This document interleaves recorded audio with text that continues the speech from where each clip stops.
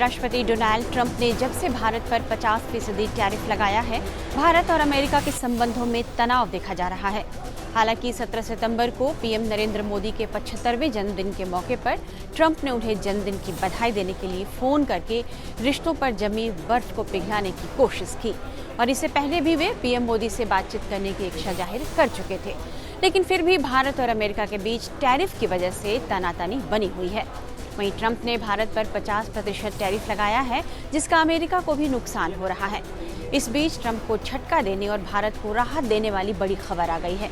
यूरोपीय संघ ने कहा है कि वह साल के अंत तक भारत के साथ फ्री ट्रेड एग्रीमेंट को अंतिम रूप दे देगा। समझा जा रहा है कि इसके जरिए ईयू भारत के साथ अपने संबंधों को मजबूत करना चाहता है। यूरोपीय संघ और भारत दोनों अपनी 2004 की रणनीतिक साझेदारी को एक नए व्यापक एजेंडे के साथ आगे बढ़ाना चाहते हैं। इसकी वजह यह है कि ट्रंप की टैरिफ नीति से होने वाले संभावित नुकसान की भरपाई के तरीके तलाशे जा रहे हैं।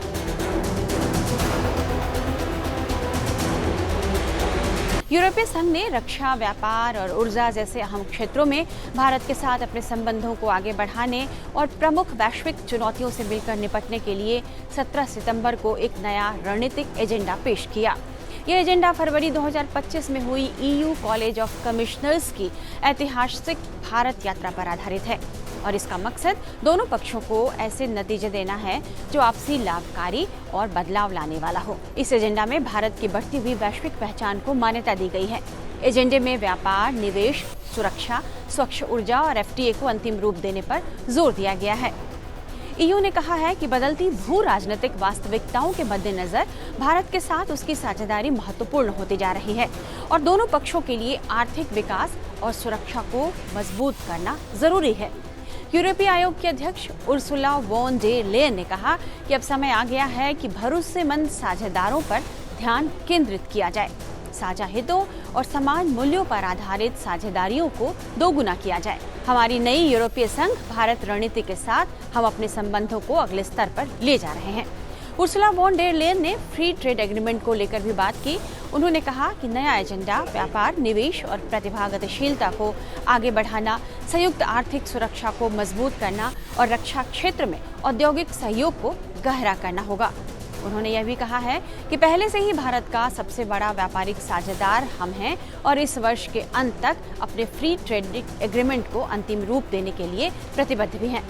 यूरोप व्यापार के लिए खुला है और हम भारत के साथ अपने साझा भविष्य में निवेश करने के लिए तैयार हैं। यूरोपीय आयोग के अध्यक्ष ने प्रधानमंत्री नरेंद्र मोदी से भी बात की है।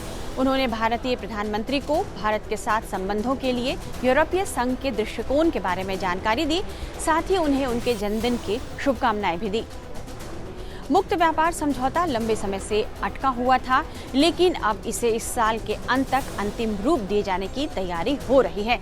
इसके लागू होने से भारत और ईयू के बीच व्यापार कई गुना बढ़ सकता है। भारतीय निर्यातकों के लिए यूरोपीय बाजार ज्यादा सुलभ होगा। वहीं यूरोपीय कंपनियों को भारत में निवेश और विस्तार का बेहतर मौका मिल सकता है। यूरोपीय संघ ने जो एजेंडा पेश किया है, उसमें 5 अहम क्षेत्रों पर जोर दिया गया है। व्यापार और निवेश को मजबूत करना, प्रतिभा गतिशीलता और स्किल डेवलपमेंट को बढ़ाना, आर्थिक सुरक्षा और सप्लाई चेन की विविधता सुनिश्चित करना, स्वच्छ ऊर्जा और नवाचार को नई दिशा देना, रक्षा क्षेत्र में औद्योगिक सहयोग और तकनीकी क्षमता में इजाफा करना। ये 5 महत्वपूर्ण पॉइंट हैं।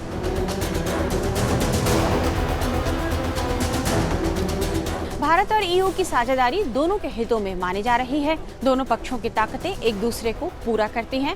भारत के पास जहां विशाल श्रम बल है और बढ़ता हुआ बाजार है, वहीं यूरोप के पास आप देखें तो टेक्नोलॉजी है और निवेश की क्षमता है। स्वच्छ ऊर्जा, ग्रीन टेक्नोलॉजी और डिजिटलीकरण जैसे क्षेत्रों में सहयोग से दोनों देशों को फायदा हो सकता है।